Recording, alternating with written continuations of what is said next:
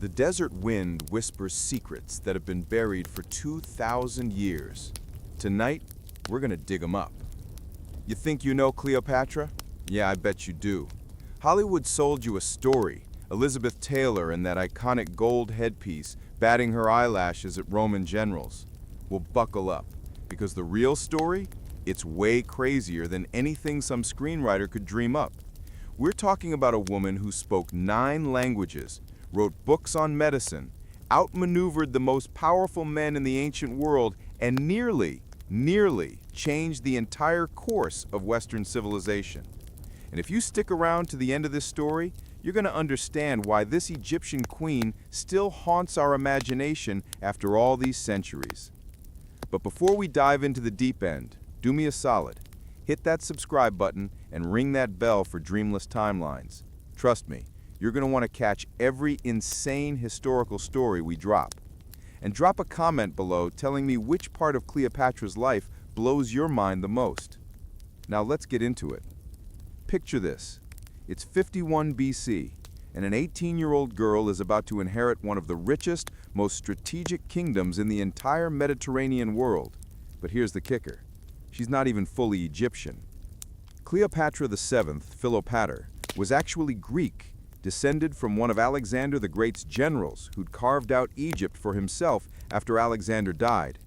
The Ptolemaic dynasty had ruled Egypt for nearly 300 years by the time baby Cleopatra came screaming into the world. And let me tell you, this family made the Kardashians look like the freaking Brady Bunch. The Ptolemies had this charming little tradition. They married their siblings. Yeah, you heard that right. Brothers marrying sisters, keeping that royal bloodline pure, or whatever twisted logic they used to justify it. Cleopatra's family tree doesn't branch. It's basically a telephone pole. And the drama? Off the charts. Poisonings at dinner parties. Siblings assassinating siblings. Mothers murdering sons. This was Game of Thrones Ancient Egypt edition, and it had been going on for generations. But to really understand Cleopatra's story, we gotta zoom out and look at the world she was born into.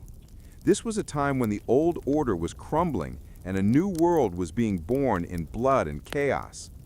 The Mediterranean world in the 1st century BC was like a pressure cooker about to explode, and Egypt, rich, strategic, vulnerable Egypt, was sitting right at the crossroads of everything. Let's go back to where it all started, 332 BC, when Alexander the Great marched into Egypt.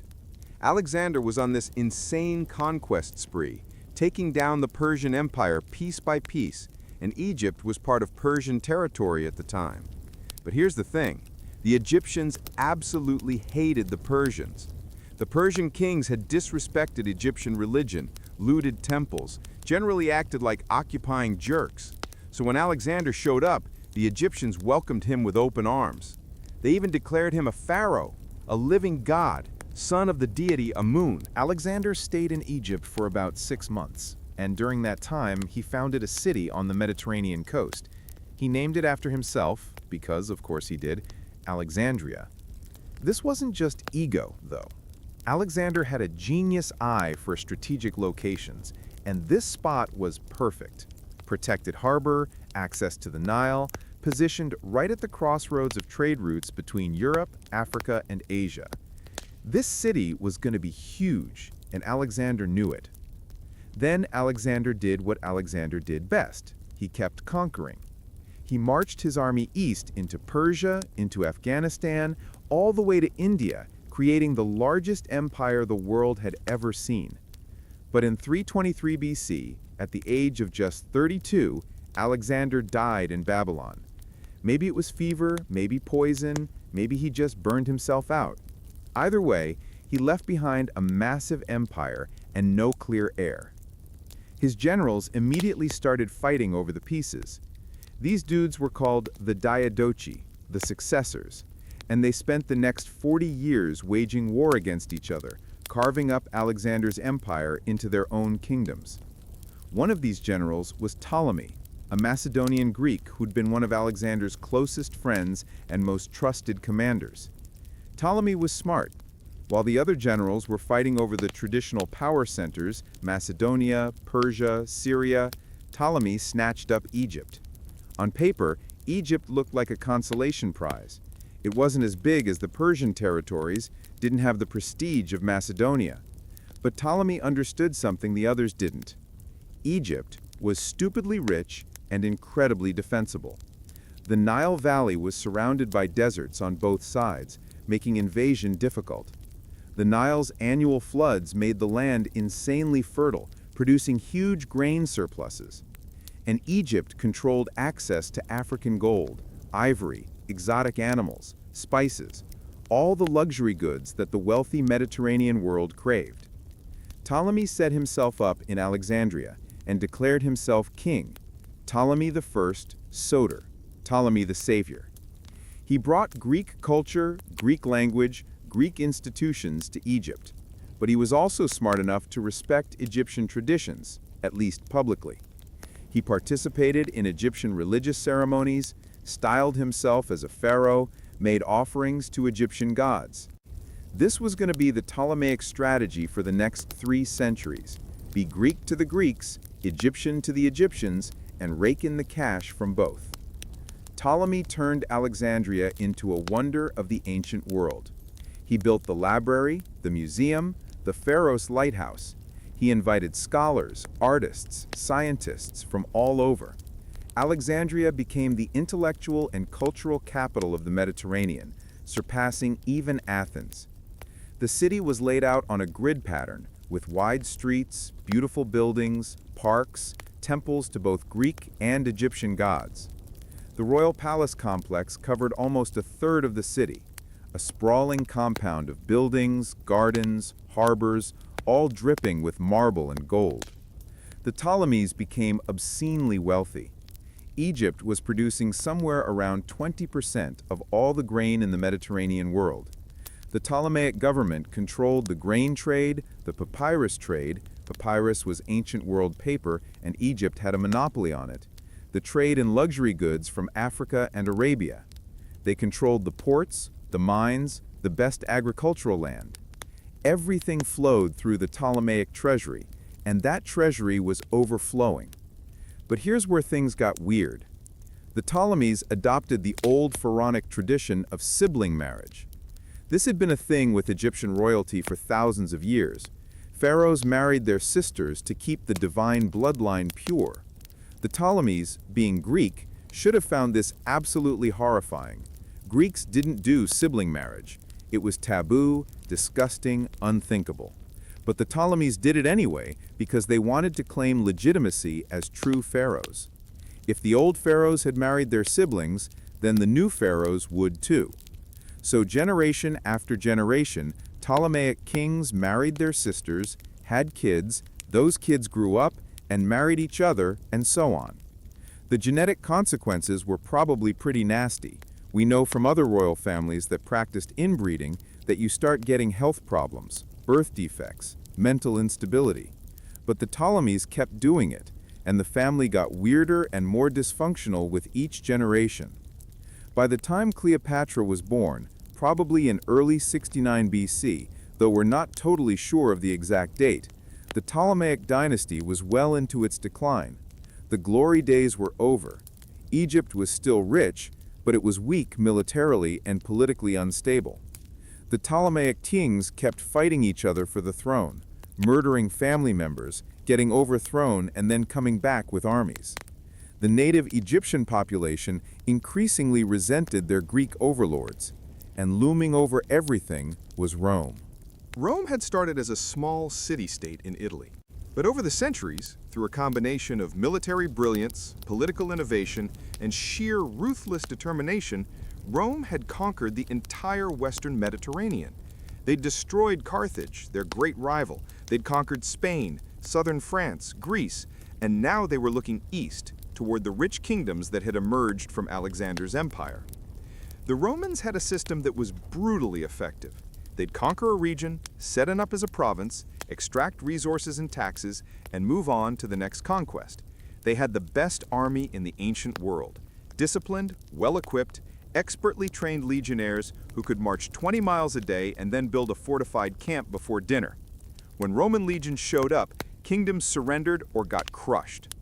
But Rome was also starting to crack from the inside. The Roman Republic had a system where power was supposed to be shared among the Senate and various elected officials. No one person was supposed to have too much power. But by the 1st century BC, ambitious generals were figuring out that if you commanded a loyal army, you could basically do whatever you wanted. The Senate could protest, but if you had legions backing you up, who was going to stop you? This was the world that Cleopatra was born into. Egypt was rich, but weak. Rome was powerful, but unstable. And everyone was maneuvering for advantage while trying not to get stabbed in the back, sometimes literally. Cleopatra's father was Ptolemy XII Auletes. That name, Auletes, means the flute player.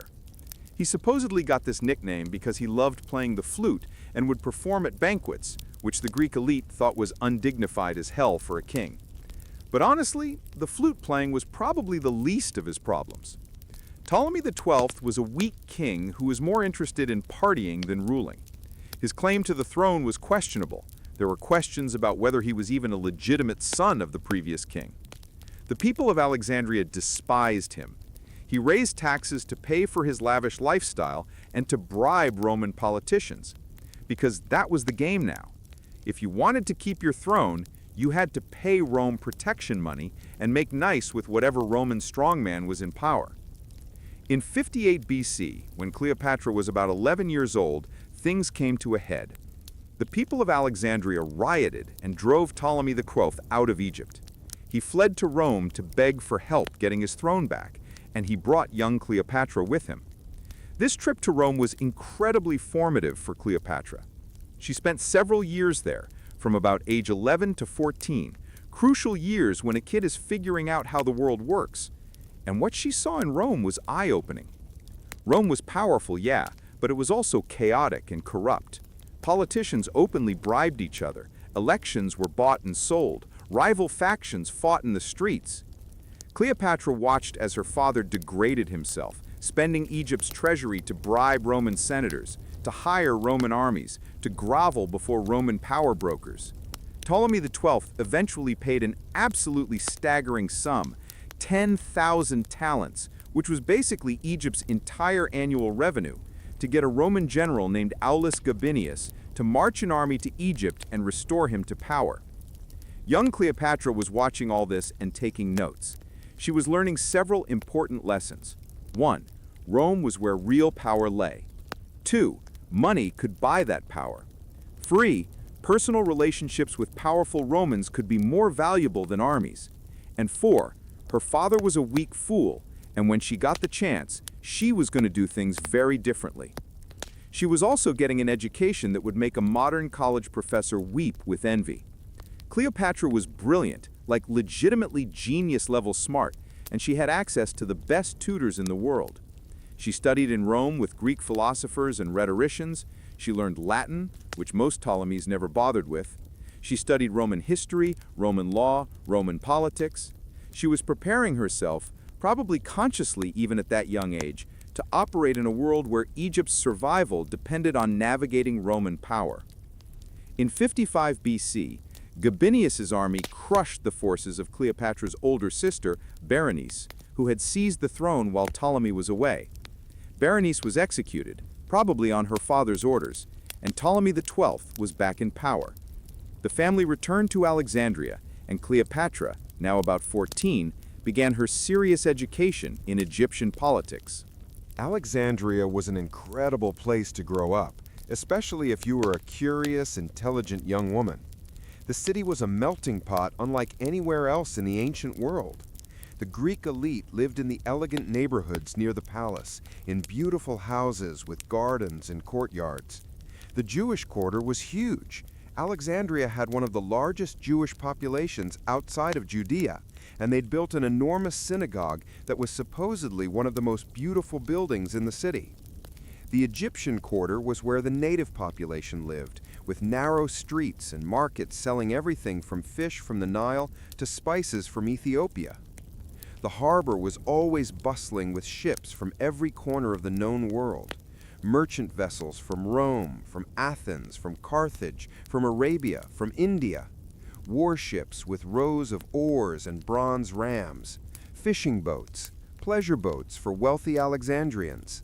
Standing over it all was the Pharos lighthouse, visible for miles, a constant reminder of Ptolemaic power and ingenuity. And then there was the museum and library. The museum wasn't a museum in our sense. It was more like an ancient research institute. Scholars lived there, supported by royal grants, free to pursue whatever research interested them. They studied mathematics, astronomy, medicine, geography, literature, philosophy, engineering. Some of the greatest minds of the ancient world worked in Alexandria.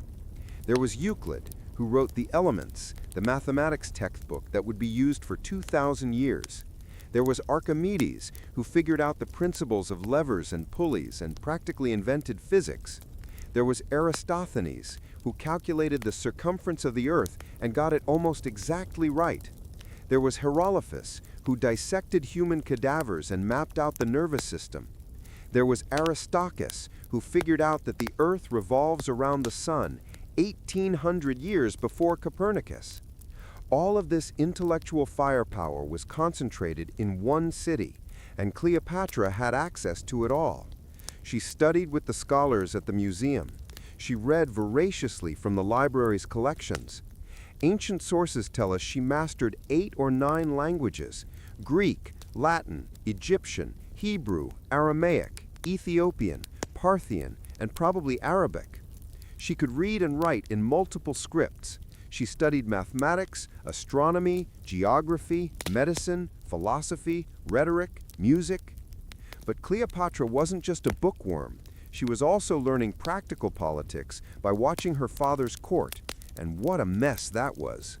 Ptolemy XII, back in power but deeply in debt to Rome, was bleeding the country dry with taxes. The people hated him.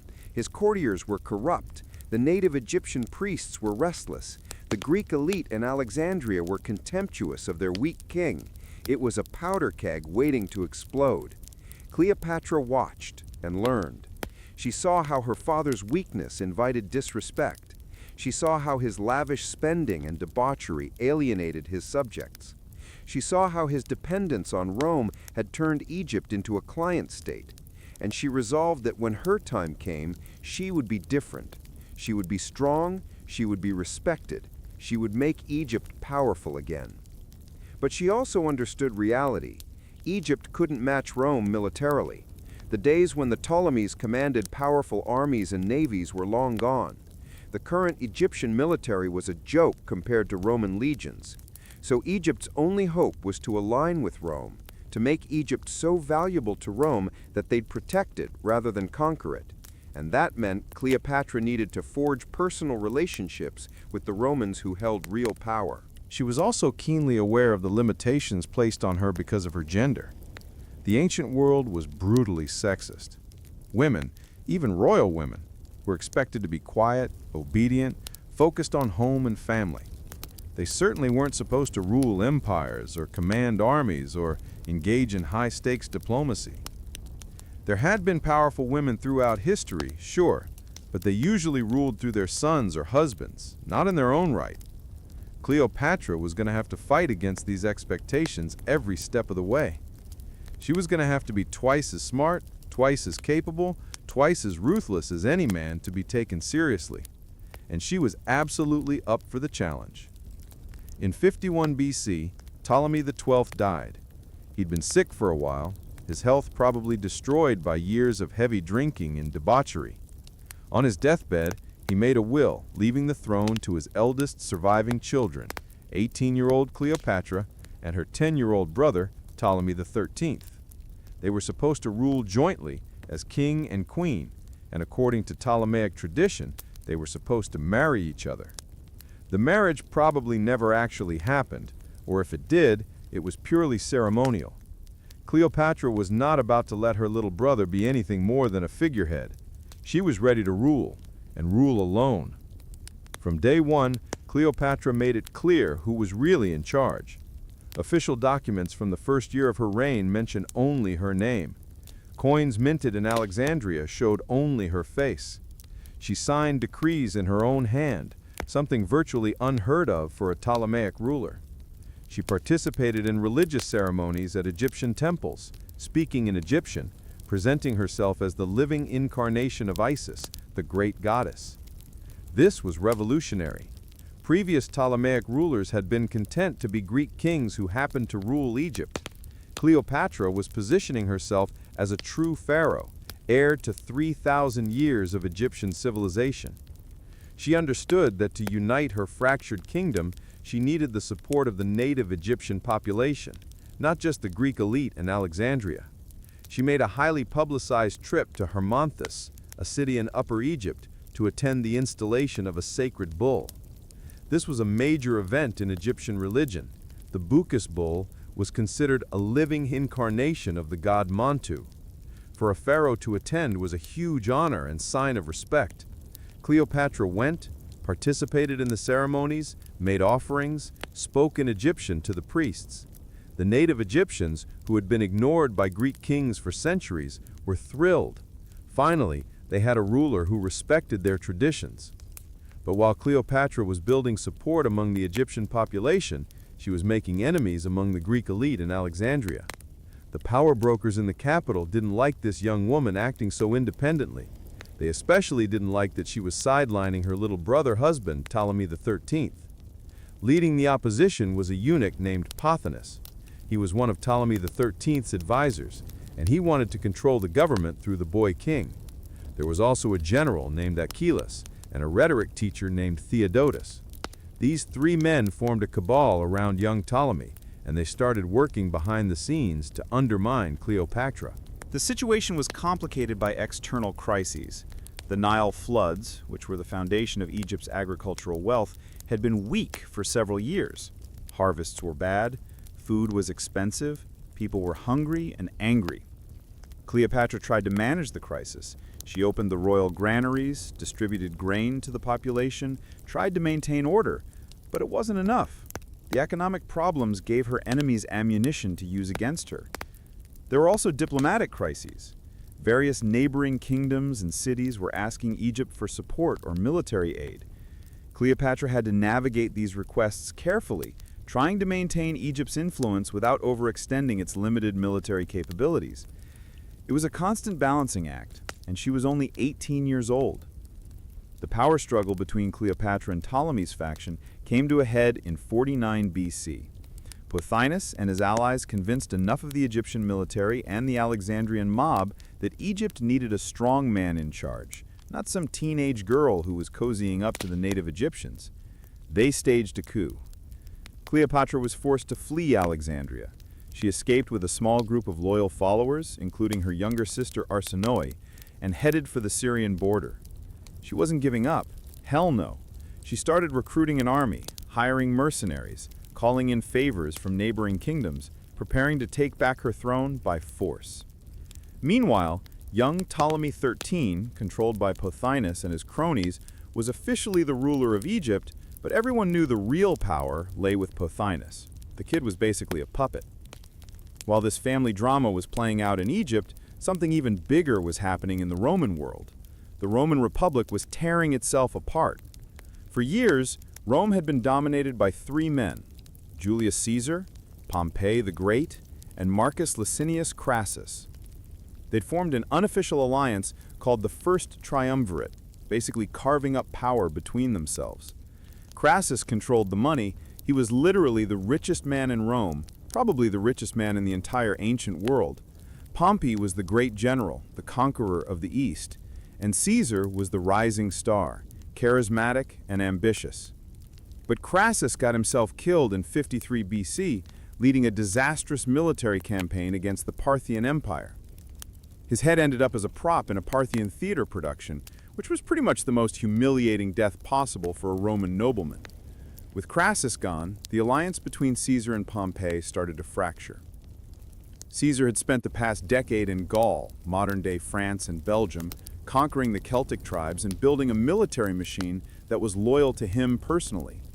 He'd become insanely popular with the common people in Rome through a combination of military victories and clever populist politics. But the conservative senators in Rome were terrified of him. They saw him as a dangerous demagogue who was threatening the traditional power structure. In 50 BC, the Senate, backed by Pompey, ordered Caesar to disband his army and return to Rome as a private citizen. Caesar knew that if he did that, his enemies would immediately put him on trial on trumped-up charges and destroy him. So in January of 49 BC, Caesar made one of the most famous decisions in history. He led his army across the Rubicon River, the boundary between Gaul and Italy, and marched on Rome. "The die is cast," he supposedly said. There was no going back now. This was civil war. Pompey and his allies fled Rome, eventually ending up in Greece. Caesar chased them. For the next year, the two sides maneuvered and fought across the Mediterranean. And Egypt, rich and strategic, was watching nervously, knowing they'd eventually have to pick a side. The decisive moment came in August of 48 BC, at a place called Pharsalus in central Greece. Caesar's army met Pompey's army in a massive battle. On paper, Pompey should have won. He had more soldiers, more cavalry, better positioning, but Caesar was a tactical genius, and his legions were absolutely devoted to him. They fought like demons, broke through Pompey's lines, and sent his army running. Pompey himself barely escaped with his life. He fled on a ship, and after a brief stop in Lesbos to pick up his wife, he headed for Egypt.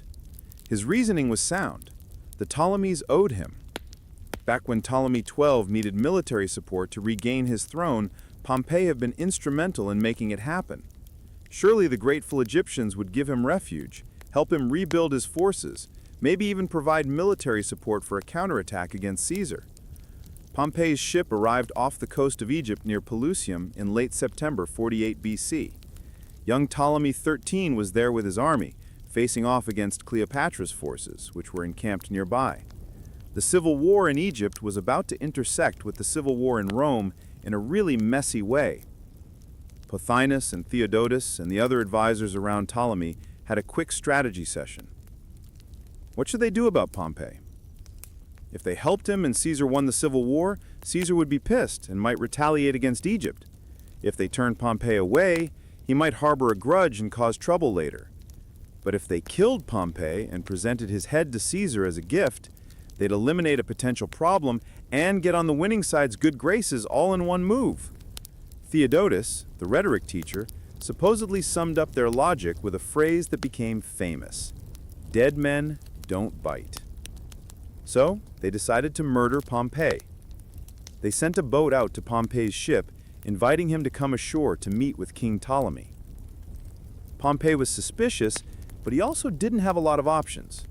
He got in the boat with a couple of attendants. As they approached the beach, Pompey stood up, ready to step ashore. And at that moment, one of the Egyptian officers stabbed him in the back. Other soldiers joined in, hacking at Pompey with their swords. Pompey the Great, arguably the most successful Roman general of his generation, conqueror of the East, died on a beach in Egypt, betrayed and butchered by people he thought were his allies. He was 58 years old. The Egyptians cut off his head, preserved it, and kept it to present to Caesar. A few days later, Caesar arrived in Alexandria with a small force, maybe 3,000 or 4,000 soldiers. He'd been pursuing Pompey and arrived to find his rival already dead.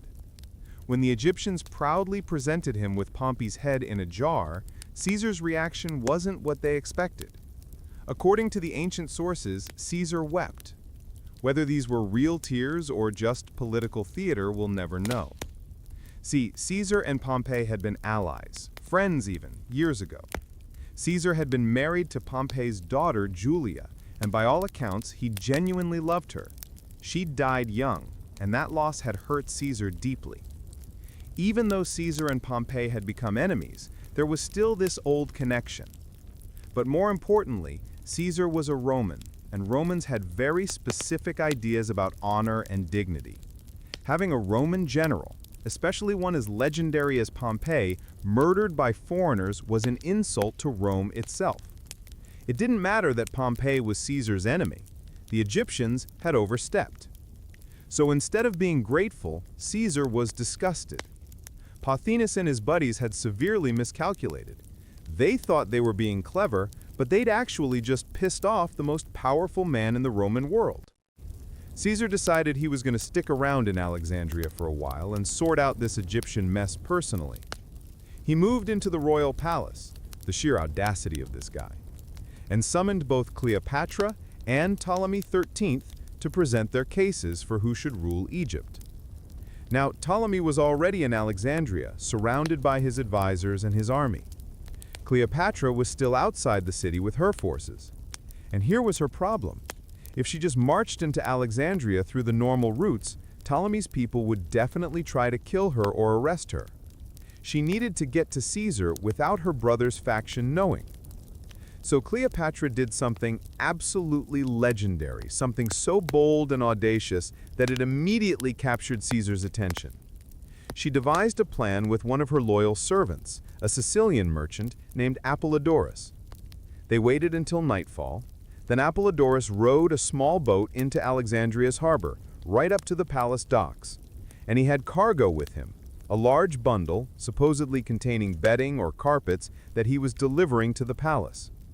The guards let him through. Why not? Just a merchant with a delivery. Apollodorus carried the bundle through the palace halls until he found Caesar's quarters. And then, in front of the most powerful man in Rome, he unrolled the bundle. Out tumbled Cleopatra. Can you imagine? Caesar's chilling in the palace, probably going over reports or planning his next move, and suddenly, the Queen of Egypt literally unfurls herself at his feet. 21 years old, speaking perfect Latin, looking him right in the eye with this mix of confidence and vulnerability that must have been absolutely captivating. Now, ancient writers go on and on about Cleopatra's beauty, but here's the thing. She probably wasn't the most beautiful woman in the ancient world. The Roman historian Plutarch, writing about a century later, said that her beauty was not in itself incomparable. But he also said that her conversation was irresistible, that her presence had something absolutely compelling about it, that her voice was like a many-stringed instrument that she could tune to any situation or audience. What Cleopatra had was charisma, intelligence, wit, charm. She could read people, understand what they wanted, what they feared, what they desired, and she could adapt her approach accordingly. She was a master psychologist and a brilliant actress, and she just pulled off a dramatic entrance that would guarantee Caesar would never forget her. Caesar was 52 years old at this point. He'd been married 3 times, had countless affairs, seen pretty much everything the world had to offer. He was a veteran of decades of military campaigns and political intrigue. He'd fought in Gaul, in Britain, in Spain, in Greece. He'd faced down angry mobs in Rome, dealt with treacherous senators, commanded armies in desperate battles. He thought he was beyond surprise. But this young woman, who just popped out of a carpet and started discussing Roman politics with him in flawless Latin, she caught him completely off guard. They talked late into the night. Cleopatra made her case for why she should rule Egypt. She was smart enough not to badmouth her brother too directly. That would have seemed petty. Instead, she talked about her vision for Egypt, about strengthening the alliance with Rome, about economic opportunities and strategic partnerships. She probably flattered Caesar, but subtly, with intelligence and wit rather than crude fawning. And somewhere in that conversation, the political became personal. Caesar and Cleopatra became lovers that night. Now, before you roll your eyes and think this is just another story of a powerful man and a beautiful younger woman, think bigger. This wasn't just about sex or even romance, though those elements were certainly there. This was a strategic alliance between 2 of the most intelligent, ambitious people in the ancient world. Caesar needed Egypt's wealth and grain to support his position in Rome. The civil war had been expensive, and he needed resources to pay his legions and buy political support. Egypt could provide that. But he also needed Egypt to be stable and pro-Roman. A strong, capable ruler who was personally allied to him would be infinitely more valuable than some weak puppet king controlled by self-serving advisors. Cleopatra needed Roman military might to secure her throne and protect Egypt from internal threats and external enemies. She needed someone who would take her seriously as a political actor in her own right, not just as some prize to be passed around. Together, they could build something unprecedented, a partnership between East and West, between the military power of Rome and the economic might of Egypt. They could reshape the Mediterranean world. The morning after Cleopatra's arrival, Caesar announced his decision. Cleopatra and Ptolemy XIII would rule Egypt jointly, as their father's will had specified. But everyone knew where Caesar's backing lay. He'd spent the night with Cleopatra after all. This wasn't exactly subtle. Ptolemy XIII, or rather Pothinus speaking through Ptolemy XIII, was absolutely furious. This wasn't how things were supposed to go. They'd murdered Pompey for Caesar, and now Caesar was siding with Cleopatra? The young king supposedly threw his crown on the ground in anger and stormed out of the palace, running into the streets of Alexandria and stirring up the mob against Caesar and Cleopatra. The people of Alexandria were already on edge. They didn't like Romans coming in and telling them what to do. They didn't like this foreign general, and Caesar was technically a foreigner, even though Rome dominated the Mediterranean, setting up shop in their palace and dictating their politics. And they definitely didn't like him shacking up with their queen. Remember, Alexandria had a population of maybe 500,000 people, and they prided themselves on being sophisticated, educated, independent. They weren't some backwater that would just roll over for Rome. They'd rioted before, driven kings out. They were fully capable of violence when they felt their interests were threatened. So when Pothinus's faction started agitating against Caesar and Cleopatra, they found a receptive audience. Riots broke out. Mobs surged through the streets. The royal palace, where Caesar and Cleopatra were staying, came under attack. Caesar suddenly found himself in a really bad position. He'd come to Egypt with maybe 3,000 or 4,000 soldiers, expecting a quick diplomatic mission. Instead, he was trapped in a palace in a hostile city, surrounded by an army loyal to Ptolemy that outnumbered him at least 10 to 1, maybe more. The Egyptian army had maybe 20,000 soldiers, plus whatever rioters and militia Pothinus could scrape up in the city. This was the beginning of the Alexandrian War, and it was going to get ugly.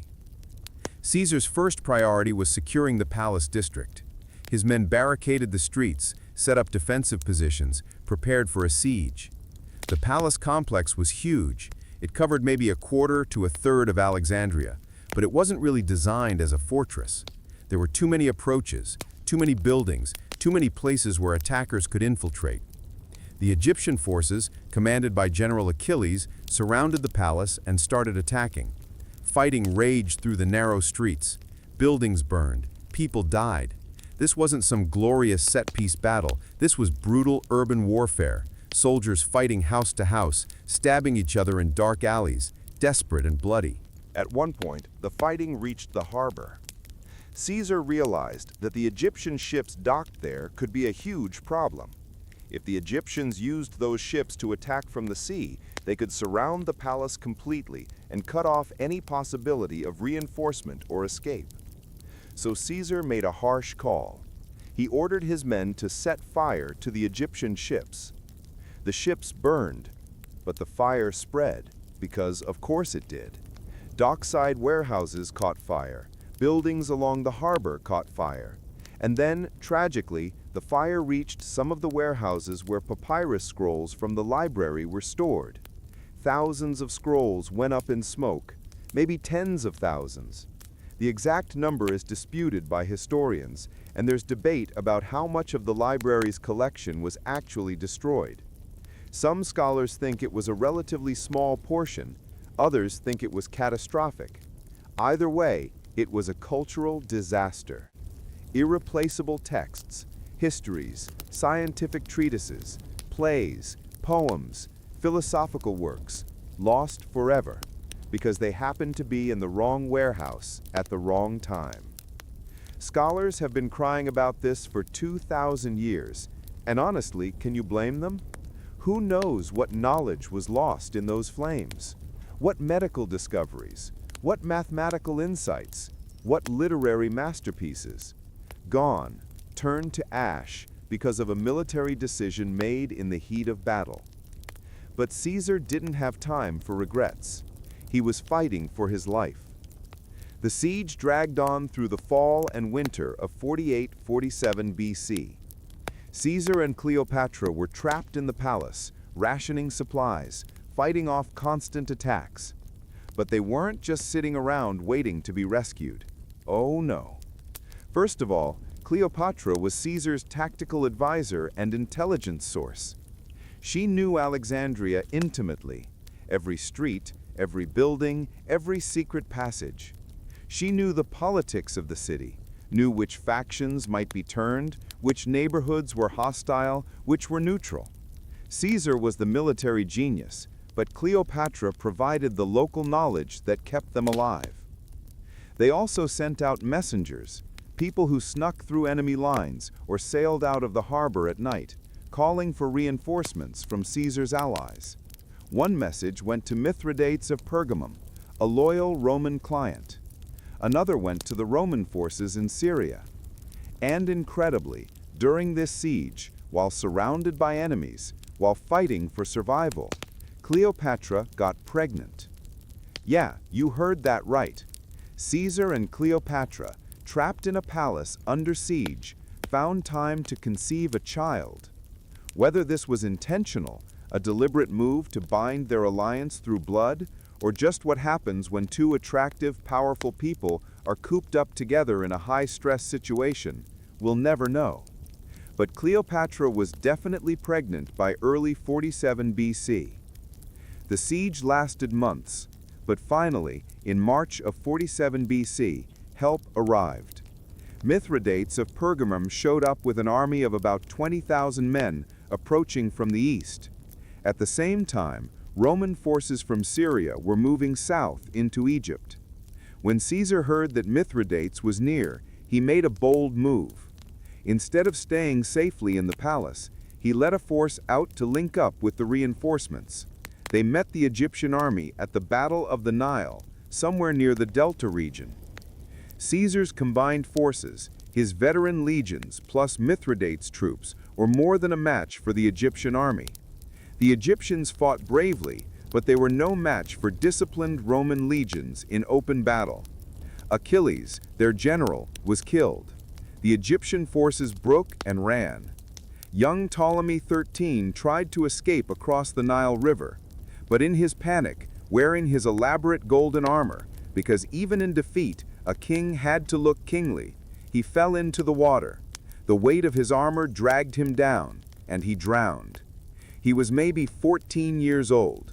Tragic? Sure. Convenient for Cleopatra? Absolutely. With her brother dead and his faction crushed, Cleopatra was now the undisputed ruler of Egypt. Caesar, to maintain the appearance of traditional co-rule, installed her younger brother, yet another Ptolemy, this one called Ptolemy XIV, as her nominal co-ruler and husband. But this kid was even younger, maybe 11 or 12, and everyone knew he was just window dressing. Cleopatra was in charge, with the full backing of Rome's most powerful general. But there was a problem. Cleopatra's younger sister, Arsinoe, who'd been with her during the exile in the Civil War, had been captured during the fighting. She'd actually been declared queen by some of Ptolemy XIII's supporters during the siege, making her a rival claimant to the throne. Caesar took her prisoner, planning to bring her back to Rome eventually to parade in his triumph. Cleopatra was probably fine with this. Arsinoe was a potential threat, another Ptolemaic princess who could be used by Egypt's enemies as a puppet ruler. Better to have her locked up in Rome than causing trouble in Egypt. With the Alexandrian War over, Caesar needed to move on. There were other theaters of conflict demanding his attention. Remnants of Pompey's faction in Africa, trouble with King Pharnaces in Asia Minor. But before he left, he and Cleopatra did something absolutely wild. They took a cruise down the Nile. Not just any cruise, mind you. This was a floating palace, a ceremonial barge that supposedly was 300 feet long, as big as a modern cruise ship. Multiple decks, luxurious cabins, dining halls, gardens with trees growing in planters, the whole thing covered in gold and purple and precious stones. It was powered by several hundred oarsmen and escorted by 400 additional ships carrying supplies and soldiers. Caesar and Cleopatra sailed south from Alexandria, all the way up the Nile toward Ethiopia. They stopped at Memphis, the ancient capital, where Cleopatra participated in ceremonies at the temples. They visited Thebes and saw the Valley of the Kings. They stopped at Edfu and Philae. Everywhere they went, Cleopatra presented Caesar as her consort, showing the Egyptian people that Rome's mightiest general was her ally and lover. For Caesar, this must have been eye-opening.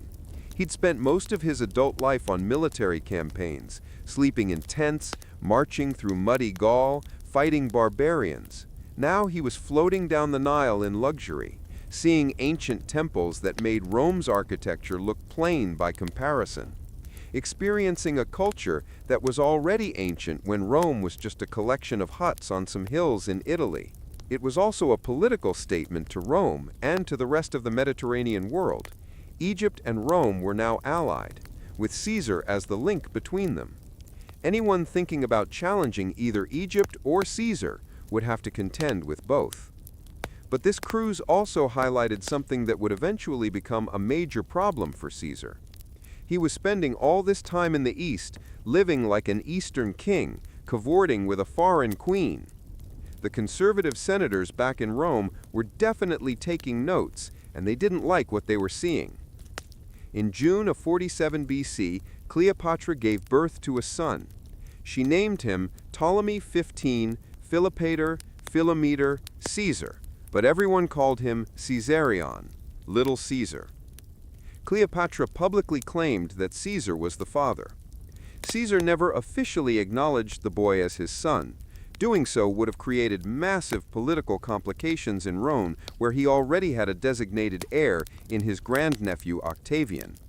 But he never denied it either, which was tacit acknowledgement enough. Mathematically, the timing works out. If Cleopatra got pregnant during the siege in late 48 BC or early 47 BC, then a birth in June 47 BC makes sense. And politically, it made perfect sense for both of them. For Cleopatra, having Caesar's son gave her dynasty a direct blood link to Rome's most powerful family. For Caesar, having a son with the Queen of Egypt, even an unofficial, unacknowledged son, strengthened his position in the East.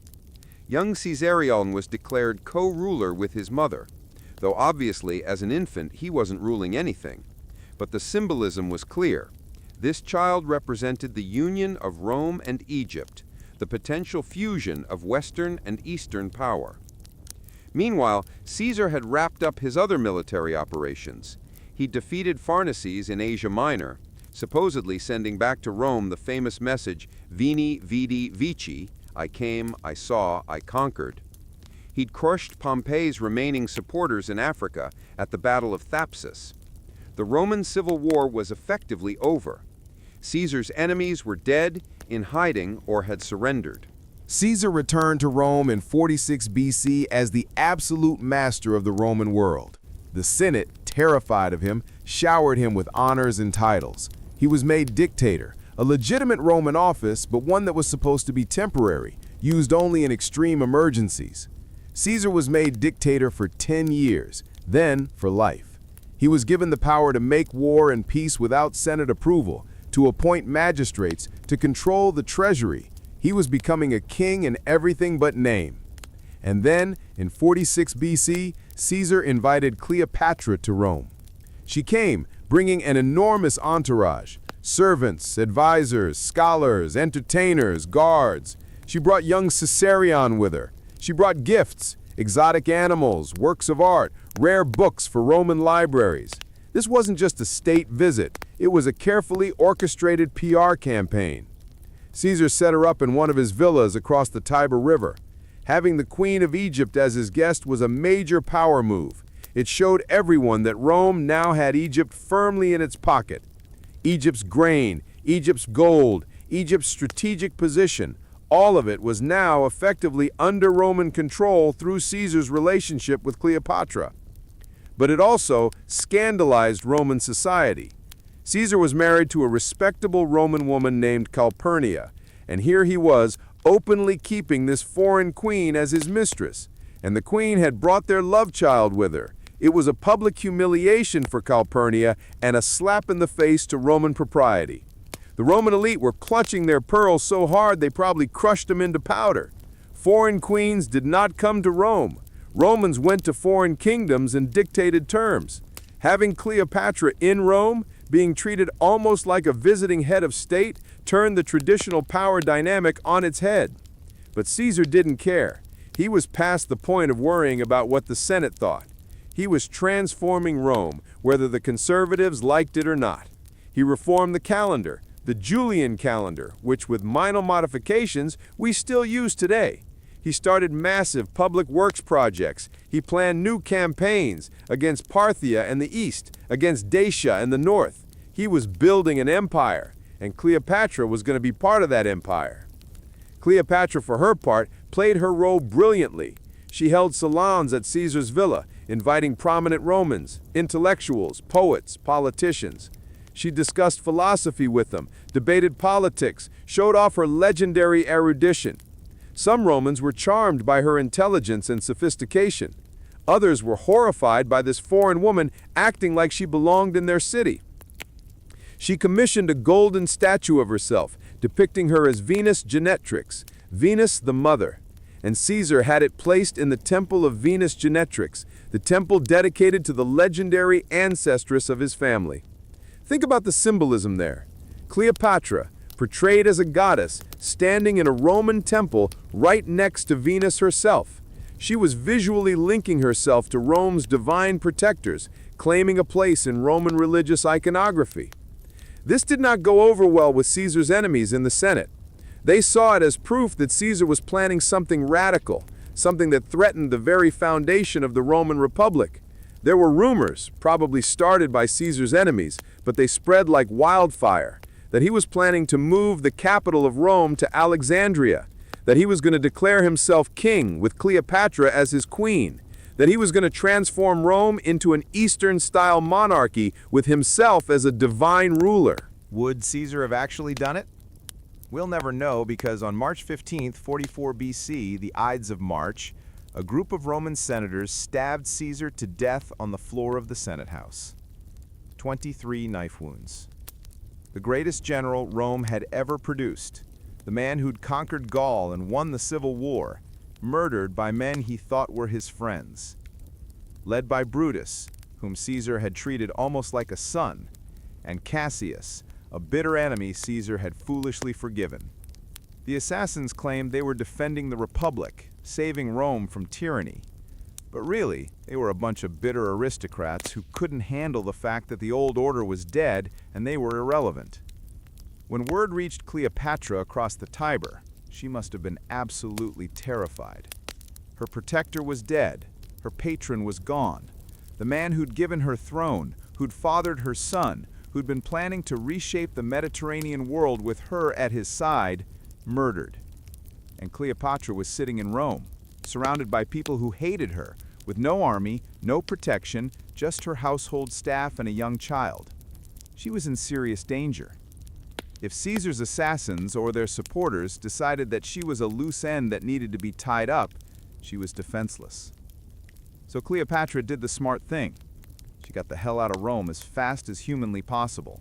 She packed up her people, grabbed Caesarion, and sailed back to Egypt before anyone could make a move against her. She left behind a city descending into chaos, with the assassins and Caesar's supporters gearing up for yet another civil war, and she focused on securing her own position. Back in Alexandria, Cleopatra found herself in a precarious situation. Without Caesar's backing, she was vulnerable. Egypt was still rich, but militarily weak, and Rome was falling apart again, which meant unpredictability, which meant danger. Cleopatra's nominal co-ruler, her younger brother Ptolemy XIV, mysteriously died shortly after she returned to Egypt. He was maybe 15 years old. Did he die of natural causes? Maybe. Was he poisoned on Cleopatra's orders? Probably. The timing was awfully convenient. She needed to consolidate power, and having a brother husband, even a powerless one, was a potential liability. Better to have him out of the way. With Ptolemy XIV dead, Cleopatra made 3-year-old Caesarion her co-ruler. Now she was Cleopatra VII Philopator, ruling alongside Ptolemy XV Philomator Caesar, mother and son. No troublesome relatives to challenge her. She was firmly in control of Egypt, but she knew that control was fragile. Everything depended on who won the coming Roman civil war. Back in Rome, chaos reigned. Caesar's assassins, thinking they'd be hailed as heroes, were shocked to find that the common people were furious. Caesar had been popular with the plebs, and they wanted revenge. The assassins had to flee Rome for their own safety. Caesar's will was read. He'd left most of his fortune to his grandnephew Octavian, a sickly 18-year-old kid nobody had taken seriously. Caesar also adopted Octavian posthumously, making him legally Caesar's son and heir. The kid took the name Gaius Julius Caesar Octavianus, Octavian. Meanwhile, Caesar's lieutenant and closest ally, Antony, seized control of Caesar's papers and his fortune. Antony gave a legendary speech at Caesar's funeral, friends, Romans, countrymen, that turned the Roman mob into a raging force demanding vengeance. The assassins, led by Brutus and Cassius, fled east and started raising armies. Octavian and Antony, despite not particularly liking each other, formed an alliance with a third power broker, Lepidus, and created the Second Triumvirate. Together, they went after Caesar's killers. But first, they needed money to pay their soldiers. So they initiated proscriptions, basically legalized murder. They made lists of wealthy Romans, declared them enemies of the state, confiscated their property, and had them killed. Hundreds, maybe thousands of Romans were murdered, their wealth seized to fund the coming war. It was brutal, efficient, and absolutely terrifying. One of the victims was Cicero, Rome's greatest orator, who'd opposed both Caesar and Antony. He was hunted down and killed, his severed head and hands displayed in the Roman Forum. In 42 BC, the armies of the Triumvirate met the forces of Brutus and Cassius at Philippi in northern Greece. Two massive battles, both won by the Triumvirate. Brutus and Cassius, seeing their cause was lost, committed suicide. Caesar's assassins were dead. Now the victors had to divide the Roman world among themselves. They split it 3 ways. Octavian got the west, Italy, Spain, Gaul. Lepidus got Africa, though everyone knew he was the junior partner, just along for the ride. And Mark Antony got the east, Greece, Asia Minor, Syria, and authority over client kingdoms, like Egypt. Cleopatra had stayed out of the civil war as much as possible, making minimal commitments, waiting to see who would win. Now she knew. Antony controlled the east, and she needed to get on his good side, fast. Mark Antony was a character. He was about 40 years old, a big, handsome man, an excellent general, brave in battle, loved by his soldiers. He was also impulsive, liked to party, drank too much, and had terrible judgment when it came to women. He'd been Caesar's second in command, his most trusted lieutenant, and he was devastated by Caesar's assassination. Now he was one of the 3 most powerful men in the Roman world, and he needed resources to maintain his position and fund his planned campaigns. Egypt had resources, lots of them. Antony knew it, and Cleopatra knew he knew it. In 41 BC, Antony summoned Cleopatra to meet him in the city of Tarsus in southern Asia Minor. Officially, he wanted to discuss Egypt's support for the war effort and to make sure Egypt was firmly in the Triumvirate's camp. Unofficially, he wanted Egypt's money. Cleopatra knew this was a crucial moment. Antony could be her protector, the way Caesar had been, or he could decide Egypt was more trouble than it was worth and let Rome annex it. She needed to make an impression, needed to make Antony see her as an invaluable ally and partner. So she decided to make an entrance that would blow his mind. She traveled to Tarsus by ship, sailing up the Cydnus River. But this wasn't just any ship. This was a floating fantasy. Ancient writers describe it in terms that sound almost mythological, and while they probably exaggerated, the core of the story is likely true. The barge had purple sails. Purple dye was insanely expensive, a color reserved for royalty. The oars were silver. The ship was decorated with gold everywhere, glinting in the sunlight. Incense burned on deck, perfuming the air. Music played, flutes and harps and singing. And Cleopatra herself was dressed as Aphrodite, the goddess of love, Venus to the Romans. She reclined under a canopy of gold cloth. Her attendants were dressed as sea nymphs and cupids, fanning her with peacock feathers, attending to her every need. The whole thing was like a living work of art, a theatrical production designed to overwhelm the senses. As the barge approached Tarsus, word spread through the city. People lined the riverbanks to watch this incredible spectacle. The markets emptied, the shops closed, everyone came out to see. Even Antony himself came down to the docks. According to Plutarch, people said that the goddess Venus had come to feast with the god Dionysus, Bacchus to the Romans, for the good of Asia. Antony liked to present himself as a descendant or incarnation of Dionysus, the god of wine, revelry, and theater. So this comparison was exactly what Cleopatra wanted. She was positioning herself as Antony's divine equal and counterpart. Antony sent an invitation for Cleopatra to dine with him. She politely declined and instead invited him to dine on her ship. This was a power move. She was establishing from the beginning that this was a relationship between equals, not a summoning from a Roman master to a subordinate client queen. Antony accepted and came aboard. The feast Cleopatra threw that night was legendary. Gold plates and cups, exotic foods, entertainment, everything designed to display Egypt's wealth and sophistication. The meal probably cost more than most people made in a year, and Cleopatra acted like it was no big deal. They talked, they drank, they flirted. Cleopatra, speaking perfect Latin, matched wits with Antony, made him laugh, impressed him with her knowledge of history and politics. Antony, who'd been preparing to be stern and businesslike, found himself charmed. According to the ancient sources, Antony fell for Cleopatra hard and fast. But we should be careful about accepting this narrative uncritically. The Roman sources were written by Octavian's supporters after Antony lost the Civil War, and they had every reason to portray Antony as a weak fool, enslaved by a seductive foreign queen. The truth was probably more complex. Yes, there was definitely mutual attraction. Cleopatra was charismatic and intelligent, Antony was handsome and charming, but this was also a political and strategic alliance. Antony needed Egypt's wealth and grain to fund his operations and feed his armies. Cleopatra needed Roman military protection and political support. They could help each other, and a personal relationship would strengthen that alliance. Antony followed Cleopatra back to Alexandria and spent the winter of 40 BC there.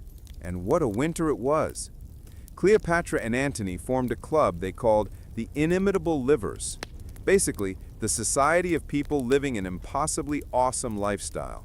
They threw legendary parties, banquets that became the stuff of legend.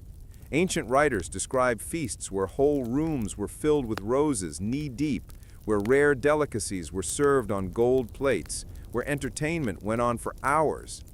They also liked to dress up as commoners and wander through Alexandria at night, playing pranks on locals, getting into mischief. It was like ancient celebrity reality TV, powerful people pretending to be normal for thrills. There's a famous story about a bet between Cleopatra and Antony over who could host the most expensive dinner. Antony threw an incredibly lavish feast, spending a fortune. Then, Cleopatra threw a banquet that seemed relatively modest. Antony was confused. Where was the extravagance? Cleopatra smiled, removed one of her pearl earrings, a massive pearl, one of the most valuable objects in the ancient world. dropped it into a cup of wine vinegar, waited for it to dissolve, and drank it. Whether this story is literally true is debatable. Pearls don't actually dissolve that quickly in vinegar, but it captured the spirit of their relationship. Extravagant, competitive, over the top, with Cleopatra constantly proving she could match or exceed anything Antony did. But they weren't just partying, they were also working. Antony was planning a major military campaign against Parthia, Rome's great rival in the east. The Parthians had humiliated Rome before. They destroyed Crassus's army and killed Crassus himself. Antony wanted revenge and glory. He needed Egypt's financial support to make it happen. Cleopatra was happy to provide that support in exchange for Antony's protection and recognition of Egypt's interests. This was the transactional nature of their relationship, the political foundation beneath the romance. During that winter in Alexandria, Cleopatra got pregnant again. In 40 BC, she gave birth to twins, a boy and a girl. She named them Alexander Helios, Alexander the sun, and Cleopatra Selene, Cleopatra the moon. The names were loaded with meaning. Alexander evoked Alexander the Great. Helios and Selene, the sun and moon, were divine twins in Greek mythology. These weren't just babies, they were political statements, symbols of a potential new dynasty that would unite East and West. But Antony couldn't stay in Alexandria indefinitely. He had responsibilities in the Roman world, and trouble was brewing. Octavian, back in Italy, was consolidating power and starting to move against Antony politically. Antony's wife Fulvia and his brother had even raised a rebellion against Octavian. It failed, but it showed the tensions in the triumvirate. Antony needed to head back west to deal with Octavian, and to seal a political alliance and ease tensions, he did something that must have infuriated Cleopatra. He married Octavian's sister. Yeah, while Cleopatra was back in Egypt with Antony's newborn twins, Antony married another woman for political reasons. Octavia was reportedly beautiful, intelligent, and virtuous, everything a Roman matron was supposed to be. The marriage was meant to bind Antony and Octavian together, to prevent the triumvirate from falling apart into civil war. For Cleopatra, this must have been a bitter pill to swallow, but she was enough of a realist to understand how Roman politics worked. Antony needed this alliance with Octavian, and Cleopatra was patient. She could wait.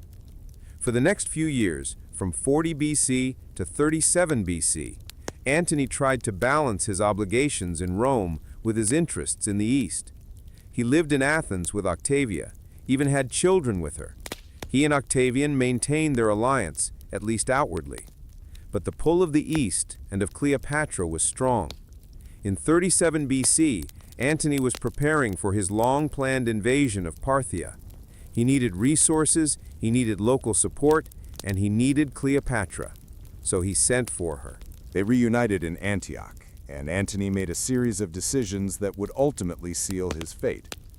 He officially recognized the twins, Alexander Helios and Cleopatra Selene, as his children, and he gave Cleopatra huge swaths of territory that had previously belonged to Rome or Roman client kings.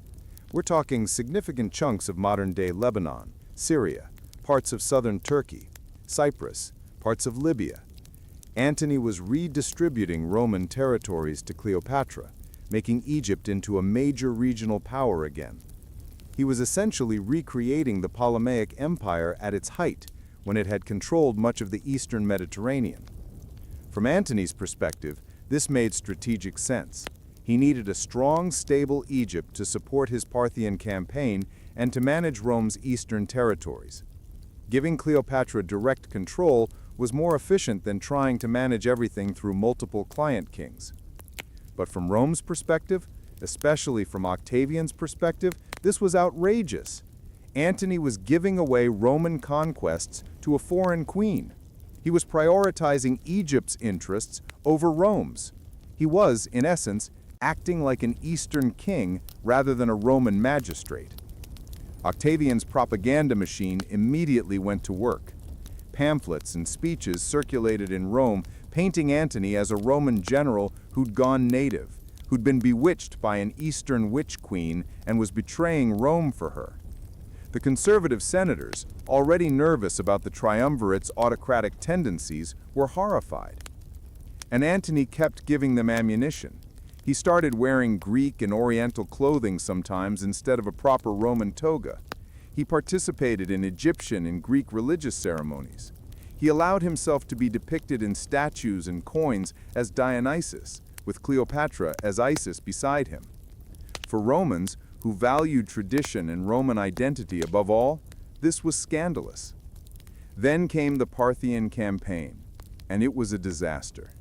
Antony marched east in 36 BC with a huge army, maybe 100,000 men, including Roman legions and allied forces.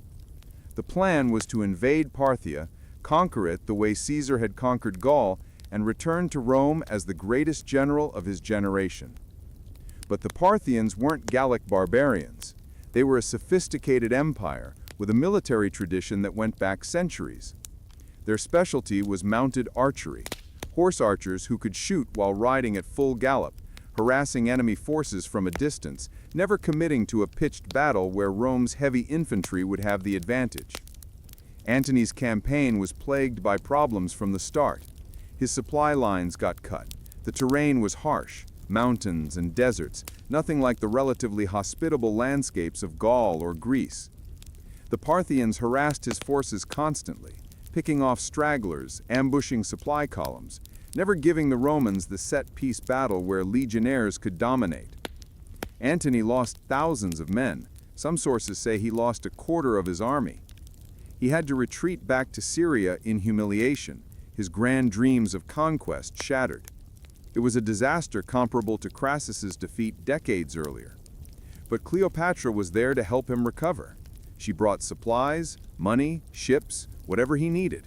She consoled him, helped him rebuild his forces, supported him when he was at his lowest. This was the foundation of their relationship, not just passion and political convenience, but genuine partnership in both triumph and disaster. In 36 BC, Cleopatra gave birth to another son, Ptolemy Philadelphus.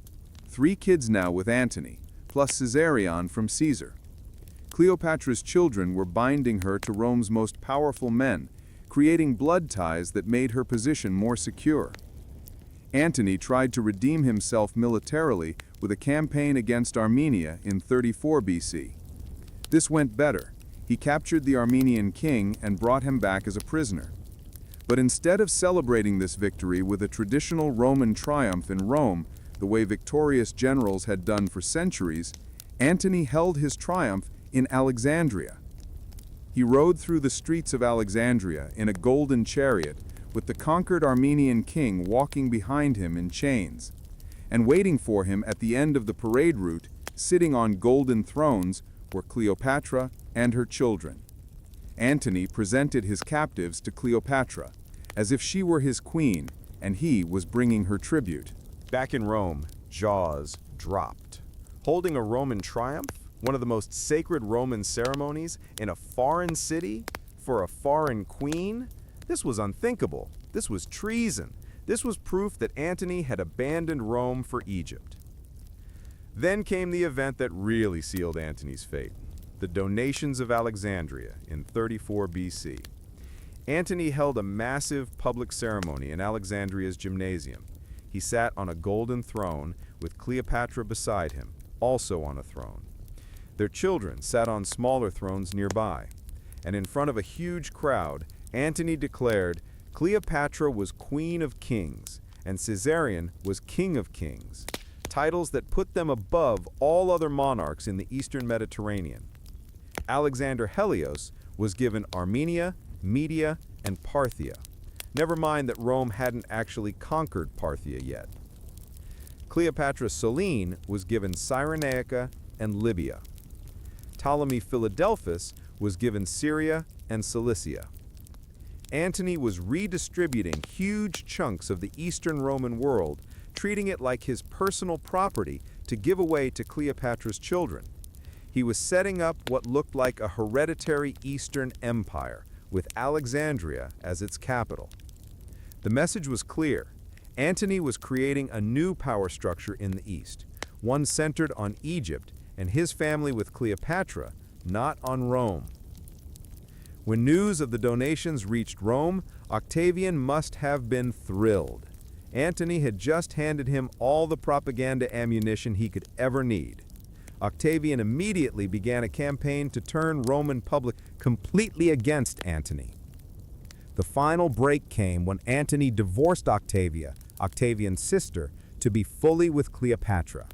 This was the ultimate insult.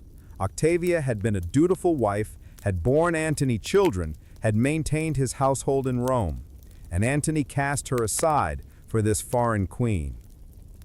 For Octavian, it was personal now. His sister had been publicly humiliated, and more importantly, he finally had the justification he needed to move against Antony militarily. But Octavian was clever. He couldn't declare war on Antony directly. That would be civil war, and Romans were exhausted by civil wars. They lived through decades of Romans killing Romans, and public opinion would turn against whoever started another one. So instead, Octavian convinced the Senate to declare war on Cleopatra. Egypt was the threat, according to Octavian's propaganda. This foreign queen had corrupted Antony, had turned him against Rome, was plotting to march on Rome itself and enslave the Roman people. She was a danger to Roman liberty, to Roman tradition, to Roman civilization itself. It was brilliant propaganda, and it worked. The Roman people, exhausted by civil war, united against this external threat. Octavian swore an oath that he would defeat the Egyptian menace. Italy and the western provinces swore loyalty to him. War was coming. By 32 BC, both sides were mobilizing. Antony and Cleopatra gathered their forces. Roman legions loyal to Antony, Egyptian ships and soldiers, allied forces from various client kingdoms. They assembled in Greece, preparing to invade Italy and settle this once and for all. Octavian, with his brilliant general Agrippa commanding his fleet, prepared to meet them. The two forces maneuvered around each other for months in 32 and early 31 BC. Nobody wanted to commit to a decisive battle. Too much was at stake, and both sides knew that one mistake could mean total defeat. Antony's strategy was to use his superior numbers and his Egyptian ships, huge galleys with multiple banks of oars and marines for boarding actions, to defeat Octavian's fleet, then invade Italy with his army. Octavian's strategy was to use his more maneuverable ships to avoid direct engagement while cutting off Antony's supply lines and starving him out. Antony and Cleopatra set up their base at Actium, on the western coast of Greece. It was a good position, protected harbor, access to the Ambracian Gulf. But as summer turned to fall in 31 BC, problems mounted. Disease swept through Antony's camp. Supplies were running low. Some of Antony's allies were starting to desert to Octavian's side. Antony needed to do something decisive. Staying at Actium meant slow death by disease and desertion. He had to either break out and fight or retreat to Egypt and regroup. On September 2nd, 31 BC, Antony made his move. The two fleets met in the waters off Actium. Antony had maybe 250 ships, large warships built for ramming and boarding. Octavian had perhaps 400 ships, smaller and more agile.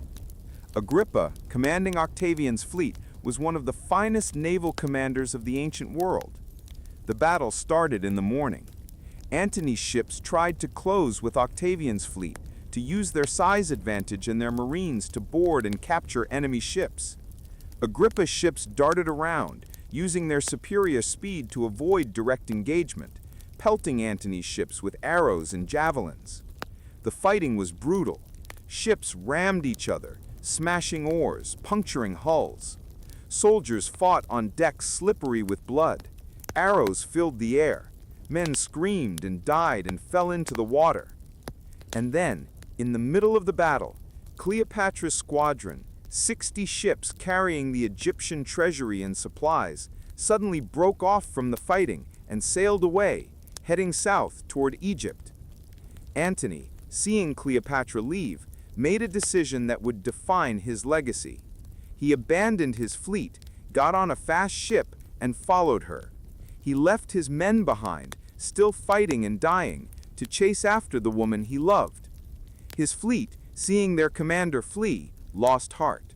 Some ships kept fighting, some surrendered, some tried to escape. But with Antony gone, the battle was effectively over. By the end of the day, most of Antony's fleet was destroyed or captured. Antony's army, watching from the shore, was devastated. Their general had abandoned them. Over the next few days, they held together, hoping Antony would return, hoping there was some explanation. But when it became clear he wasn't coming back, they started deserting to Octavian's side. Within a week, Antony had lost his entire army without Octavian having to fight a single land battle. Why did Cleopatra leave in the middle of the fight? The Roman sources, written by Octavian's supporters, say she was a coward who panicked and fled, and that Antony was so enslaved by his passion for her that he abandoned his duty to follow her like a lovesick fool. Modern historians think the truth was more complex.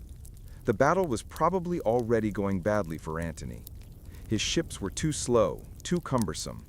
Agrippa was outmaneuvering him at every turn. Staying and fighting to the bitter end would have meant losing everything: the fleet, the treasure, any hope of continuing the war. Cleopatra's departure was likely a planned breakout. She took the Egyptian ships, loaded with gold and supplies, and made a run for open water. The plan was probably to preserve what they could, get back to Egypt, and regroup for a longer war. Antony followed to protect her, and to maintain the alliance that was their only hope. But it didn't look like strategic retreat. It looked like cowardice and desertion. And in the court of public opinion, perception was everything. Antony and Cleopatra sailed back to Egypt, arriving in Alexandria in late September or early October of 31 BC. They'd lost the fleet, lost the army, lost any realistic chance of defeating Octavian. But they hadn't given up yet. Cleopatra supposedly entered Alexandria as if she'd won a great victory, with music and celebrations, trying to maintain morale and prevent panic. But everyone knew the truth. Octavian was coming, and when he arrived, it would be over. They had maybe 9 or 10 months before Octavian's forces reached Egypt. They spent that time trying everything they could to survive. They reached out to potential allies, offering money, territories, anything. Everyone refused. Nobody wanted to back a losing side against the master of the Roman world. They considered fleeing, taking Egypt's treasure and escaping to India or Arabia, somewhere beyond Rome's reach, starting over. They even had ships dragged overland from the Mediterranean to the Red Sea, preparing for this possibility. But the ships were burned by hostile Arabs, destroying that option. They tried to raise new armies, but the troops they recruited were unreliable, and there weren't enough of them anyway. So Cleopatra and Antony did what they'd always done best. They threw parties. They reformed their old club, but with a new name, the Partners in Death. Where the inimitable Livers had been about celebrating life's pleasures, the Partners in Death was about facing mortality with courage and style. They spent their last months in a kind of fatalistic celebration, surrounded by their friends, their children, knowing the end was coming, but refusing to despair. There were still lavish banquets, still music and entertainment, still philosophical discussions late into the night. But now everything had this bitter edge, this awareness that they were living on borrowed time. Cleopatra also started experimenting with poisons. She'd always been interested in medicine and pharmacology, and now she became obsessed with finding the quickest, most painless way to die. She tested various toxins on prisoners condemned to death, observing the effects, taking notes. She was preparing for what she knew was inevitable. In July of 30 BC, Octavian's army arrived in Egypt. They came from the east, through Syria and Judea, and from the west, through Libya. Egypt was caught in a pincer movement. Antony still had some troops, and he rode out to meet Octavian's forces. There was a brief skirmish near Alexandria, and for a moment, It looked like Antony might score a minor victory. But then his fleet, what was left of it, surrendered to Octavian without a fight. His cavalry deserted to Octavian. His infantry melted away. In a single day, Antony lost his last military force. He rode back to Alexandria, defeated and alone. According to the ancient sources, Antony received a false report that Cleopatra had killed herself. Devastated, believing he had nothing left to live for, he decided to follow her in death. Antony was a soldier, and soldiers died by the sword. He ordered his servant, a man named Eros, to kill him. But Eros couldn't bring himself to do it. Instead, Eros killed himself right there in front of Antony. Shamed by his servant's courage, Antony took his own sword and stabbed himself in the stomach. But he botched it. The wound was serious, but not immediately fatal. He collapsed, bleeding, in agony, and then he got word. Cleopatra wasn't dead. She was alive, barricaded in her mausoleum. Dying, bleeding out, Antony had himself carried to Cleopatra's mausoleum. But she wouldn't open the doors. She was terrified that Octavian's soldiers would storm in if she did. So Antony, this great Roman general who'd commanded armies and conquered kingdoms, had to be hoisted up on ropes to an upper window of the building. Can you imagine? The once mighty Mark Antony, consul of Rome, master of the East, being hauled up the side of a building on ropes as his life ebbed away? Cleopatra and her two most loyal servants, two women who'd been with her for years, pulled Antony inside. He died in Cleopatra's arms, probably in early August of 30 BC. He was 53 years old. The ancient sources say Cleopatra was absolutely distraught. She tore at her clothes, beat her chest, covered herself in Antony's blood. Whether this was genuine grief or partly performance, she knew Octavian's men were watching, we can't know. But given how long she and Antony had been together, through triumph and disaster, it was probably real. Now Cleopatra was alone, the last of the Ptolemies, facing the full might of Rome. Octavian desperately wanted Cleopatra alive. He needed her for his triumph back in Rome. Parading the conquered queen of Egypt through the streets of Rome, showing her in chains to the Roman mob, that would be the ultimate propaganda victory. It would cement his position, prove that he'd saved Rome from this Eastern threat, justify all the war and bloodshed. So Octavian's men surrounded the mausoleum but didn't attack. Instead, Octavian tried negotiation. He sent messengers to Cleopatra, promising her mercy, promising she could keep her throne if she surrendered peacefully, promising her children would be spared. Cleopatra probably didn't believe most of these promises, but she played along. She met with Octavian's representatives. She discussed terms. She acted like she might cooperate. She was buying time, trying to figure out her options, planning her final move. There's a famous story about one of these meetings. Octavian came to visit Cleopatra personally, under guard, of course, with soldiers everywhere. Cleopatra supposedly threw herself at his feet, begging for mercy, offering him anything he wanted.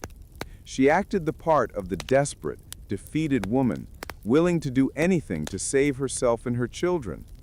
But Octavian wasn't fooled. He'd studied Cleopatra's career, knew about her relationship with Caesar and Antony. He knew she was brilliant and cunning. He wasn't going to fall for whatever game she was playing. After the meeting, Octavian posted guards to watch Cleopatra constantly. He was taking no chances.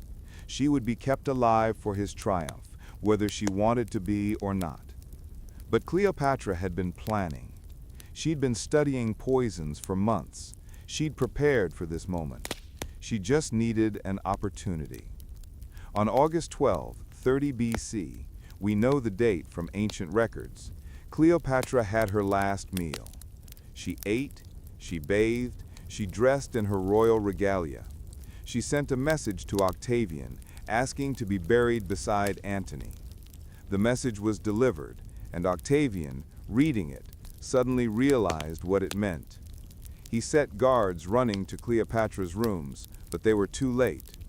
When they burst in, they found Cleopatra dead, lying on a golden couch, dressed as a pharaoh and as the goddess Isis. She was 39 years old. One of her servants, Iris, was dead at her feet. Another servant, Charmion, was dying, using her last strength to adjust the crown on Cleopatra's head, making sure her queen looked perfect even in death. "Was this well done of your lady?" one of the guards supposedly asked. Charmion's last words were, "It is well done, and fitting for a princess descended of so many royal kings." Then she too died. How did Cleopatra kill herself? The famous version is that she arranged for a poisonous snake, an asp, an Egyptian cobra, to be smuggled into her rooms in a basket of figs. She let the snake bite her, and the venom killed her quickly. This story might be true. Cobras were sacred in Egyptian religion, associated with royalty and the goddess Wadjet, who protected pharaohs. Dying from a cobra bite would have had huge symbolic significance. Cleopatra dying as a true pharaoh in a way that connected her to 3,000 years of Egyptian tradition. But some modern historians think the snake story might be legend or propaganda. Cobra venom doesn't always kill quickly or peacefully, and Cleopatra had spent months studying poisons, experimenting, looking for the fastest and most painless death. She probably had access to various toxins that would have been more reliable than a snake. Maybe she drank poison. Maybe she used a poisoned pin or needle. We'll probably never know for sure. What we do know is that Cleopatra chose how and when she would die. She denied Octavian his triumph, denied him the satisfaction of parading her through Rome in chains. In a world where women had so little control over their own fates, Cleopatra controlled hers right up until the very end. Octavian was furious. His prize was dead. He couldn't parade her through Rome. But he had her children, at least. And he had Egypt. Octavian had Caesarion hunted down and killed. Cleopatra's son with Julius Caesar was 17, old enough to be a potential rival. As long as Caesarion lived, he could be a focus for opposition to Octavian, a potential heir to Caesar who had a better claim than Octavian's adoption. So Caesarion had to die. According to the ancient sources, one of Octavian's advisors told him, "Too many Caesars is not a good thing." Cold, brutal, but politically necessary from Octavian's perspective.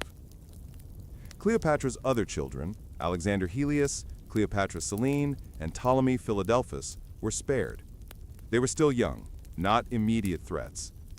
They were taken back to Rome and raised by, ironically, Octavia, Antony's ex-wife. Octavia apparently treated them kindly, raising them alongside her own children. Cleopatra Selene, the daughter, eventually married Juba II of Mauritania and became a queen herself. Alexander Helios and Ptolemy Philadelphus disappear from the historical record. They probably died young, either from disease or possibly from political assassination. With Cleopatra dead and Caesarion executed, the Ptolemaic dynasty came to an end after nearly 300 years. Egypt became a Roman province, not even a regular province, but a special possession of the emperor. No senator was allowed to visit Egypt without the emperor's permission. It was too rich, too strategic to be trusted to anyone else. Octavian returned to Rome in triumph, having saved the Republic from the Eastern threat. He was showered with honors. He took the name Augustus, the revered one, the exalted one. And though he was careful never to call himself king or emperor, that's what he became. The Roman Republic was dead. The Roman Empire had begun. Augustus ruled for 44 years, transforming Rome from a war-torn republic into a stable empire. He was arguably the most successful Roman ruler ever, and his position was built, in part, on the defeat of Antony and Cleopatra. So what's Cleopatra's legacy? How should we remember her?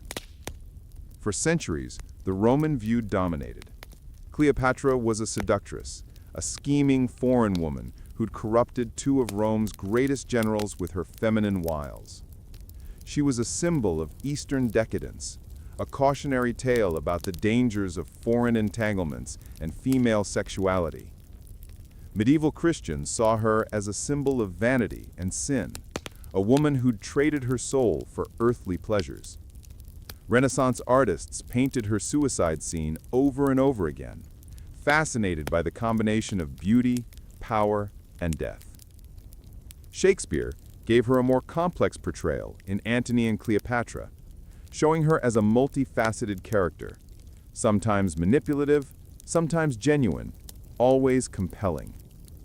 His famous description, "Age cannot wither her, nor custom stale her infinite variety," captured something essential about how she's captured human imagination across the centuries.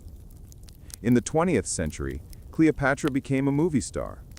The 1963 film with Elizabeth Taylor, despite being a box office disaster that nearly bankrupted the studio, gave us the iconic image of Cleopatra that most people carry in their heads.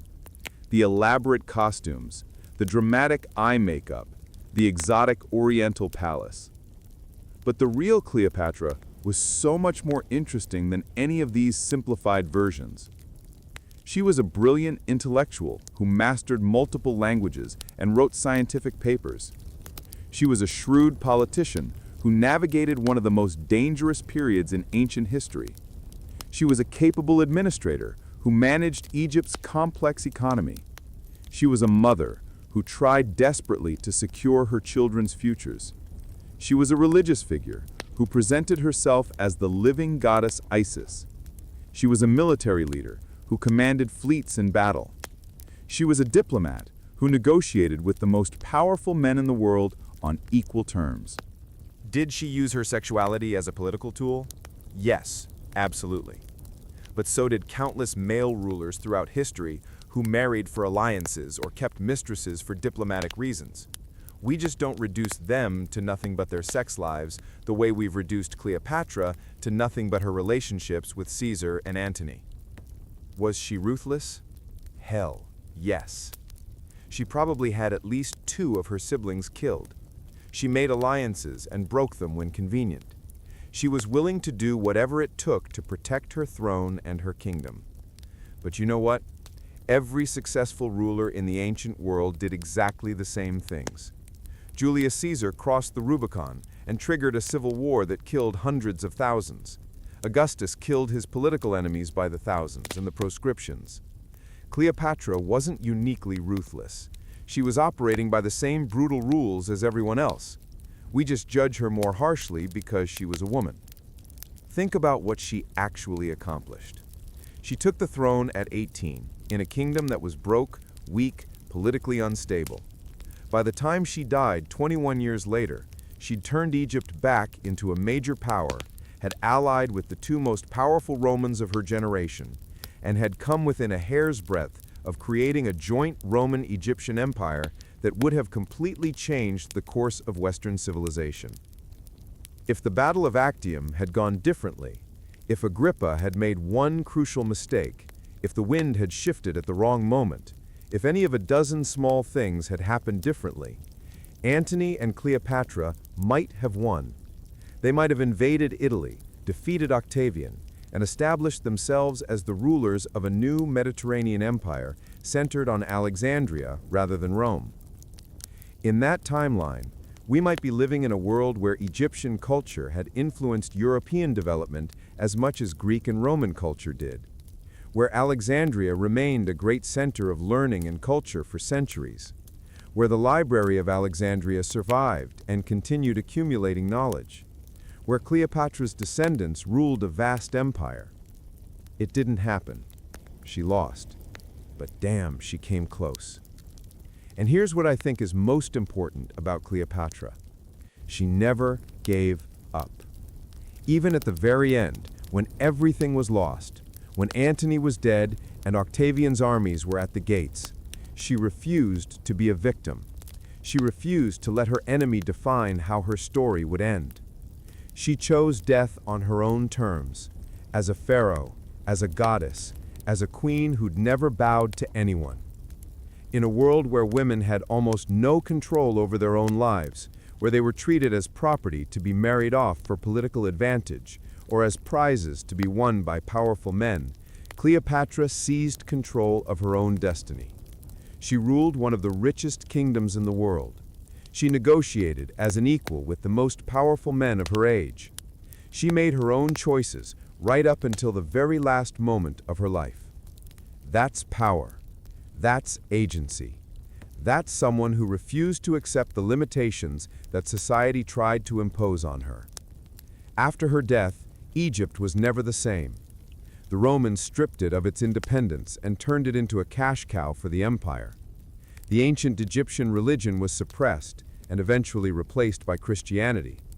The hieroglyphic writing system was forgotten. It wouldn't be deciphered again for over 1,800 years. The Ptolemaic palace complex in Alexandria eventually collapsed into the Mediterranean during earthquakes.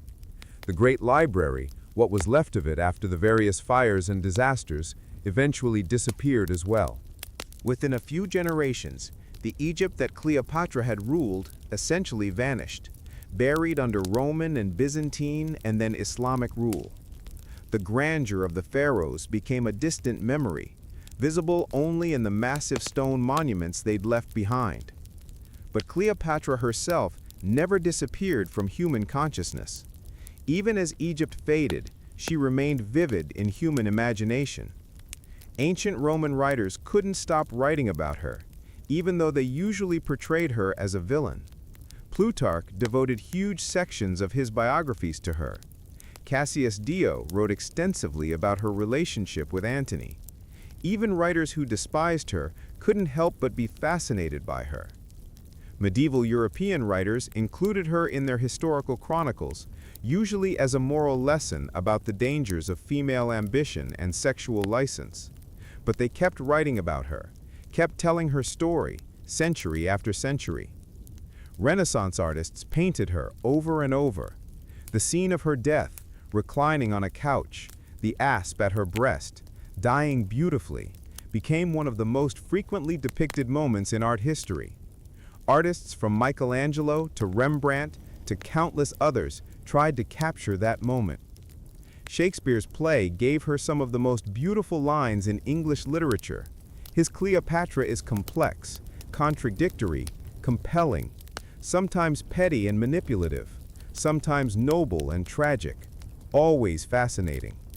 When she says, "I am fire and air, my other elements I give to baser life," you can feel the power of her character. In the modern era, she's been constantly reinterpreted. George Bernard Shaw wrote a play about her. Hollywood made movie after movie about her. Historians have written hundreds of books trying to separate the real Cleopatra from the legend. Novelists have imagined her life from every possible angle. And here we are, over 2,000 years after her death, still talking about her, still arguing about her, still trying to understand who she really was and what she really meant. That's an incredible legacy. Most of the people who lived in Cleopatra's time, even important people, kings and generals and senators, are completely forgotten. We don't even know their names. But Cleopatra? She's immortal. She's more famous now than she ever was during her lifetime. She's more famous than Octavian, even though he won. Ask a random person on the street who Augustus was, and they might not know. Ask them about Cleopatra? They know. They might not know the details, might not know the real history, but they know the name, they know the legend, they know the image. In an age when rulers desperately sought immortality, when Egyptian pharaohs built massive pyramids to preserve their names forever, when Roman emperors erected monuments and temples across the empire to commemorate their deeds, Cleopatra achieved something none of them managed. She became a story that will never die. She's been claimed by feminists as an early example of a powerful woman operating in a man's world. She's been claimed by African and Egyptian nationalists as a symbol of resistance against Western imperialism, even though she was ethnically Greek. She's been a symbol of exotic Eastern allure for Westerners. She's been a cautionary tale about the dangers of ambition. She's been a romantic heroine who chose love over power. All of these interpretations tell us more about the people doing the interpreting than they do about the real Cleopatra. But maybe that's fitting. Cleopatra understood the power of image, of narrative, of performance. She crafted her own story during her lifetime, presenting herself as Isis incarnate, as a philosopher queen, as the rightful ruler of Egypt and partner to Rome's greatest generals. After her death, she couldn't control her story anymore. Her enemies wrote it, and they wrote her as a villain, as a seductress, as a foreign threat. But the story they wrote was so compelling, so dramatic, so full of passion and ambition and tragedy that people couldn't stop telling it. And every time someone tells Cleopatra's story, they reveal something about their own time, their own values, their own anxieties about power and gender and East versus West. Cleopatra has become a mirror in which every age sees its own preoccupations reflected back. And maybe, in the end, that's the most appropriate legacy for someone who was herself such a skilled manipulator of image and perception. Cleopatra spent her life performing different roles for different audiences: Egyptian pharaoh for the native Egyptians, Greek monarch for the Alexandrian elite, sophisticated intellectual for the Roman visitors, goddess for the religious ceremonies. She was whoever she needed to be to survive and thrive in an incredibly dangerous world. So it's fitting that after her death, she continues to be reinvented, continues to be whatever different ages and cultures need her to be.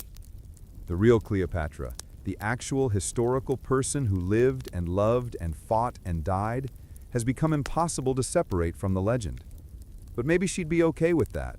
Maybe she'd see it as the ultimate victory, the ultimate proof that she'd transcended mortality and achieved something greater than mere survival. She lost the military and political battle. Octavian won, founded the Roman Empire, ruled for decades, but Cleopatra won the cultural battle.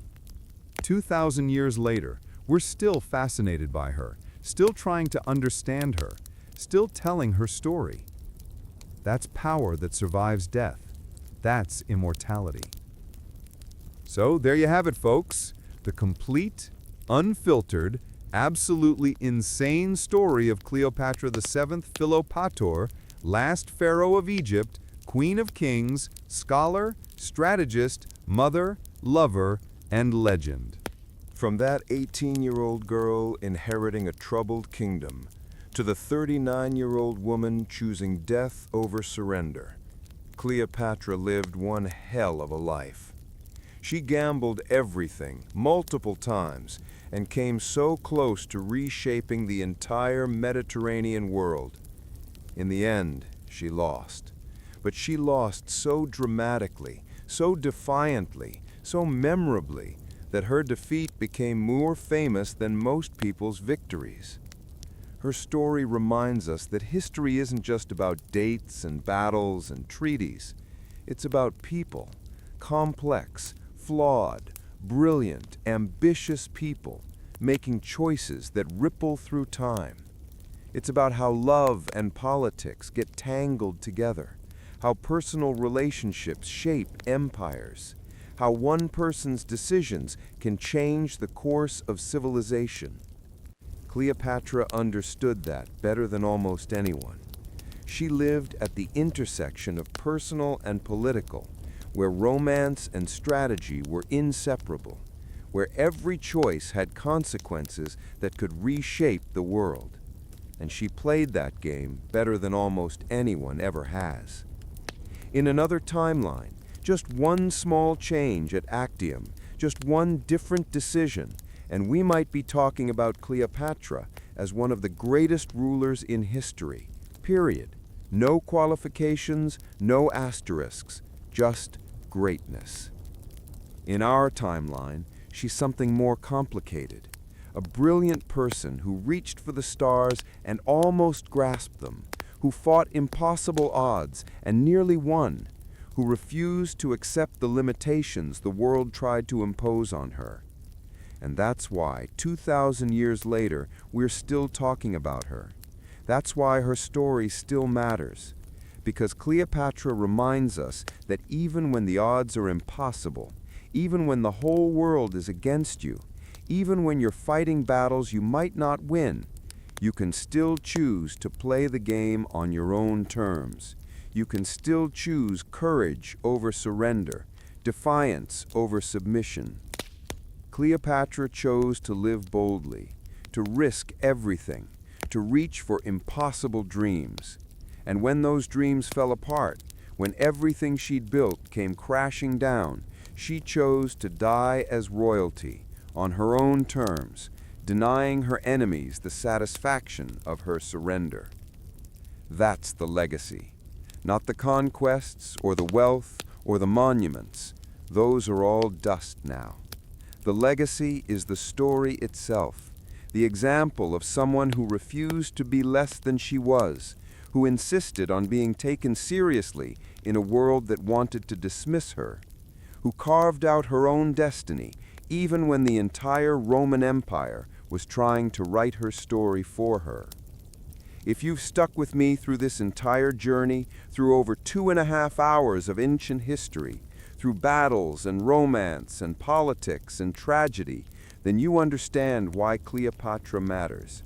You understand why her story is still worth telling, still worth hearing, still worth remembering. Before you go, please do me one last favor. Hit that subscribe button for dreamless timelines. Smash that like button if this story captivated you the way it captivated me. And drop a comment below telling me what part of Cleopatra's life surprised you the most, or what historical figure you want me to cover next. Your comments and suggestions directly shape what content we create, and I read every single one. Share this video with anyone who loves history, who appreciates complex stories about real people who shaped our world. Help us build a community of people who understand that the past isn't dead. It's living in us, in the choices we make, in the stories we tell ourselves about who we are and where we come from. Cleopatra understood that. She lived it. She died for it. And 2,000 years later, her story is still teaching us about power, about love, about courage, about what it means to refuse to surrender even when the whole world is against you. That's not just history. That's inspiration. Peace out.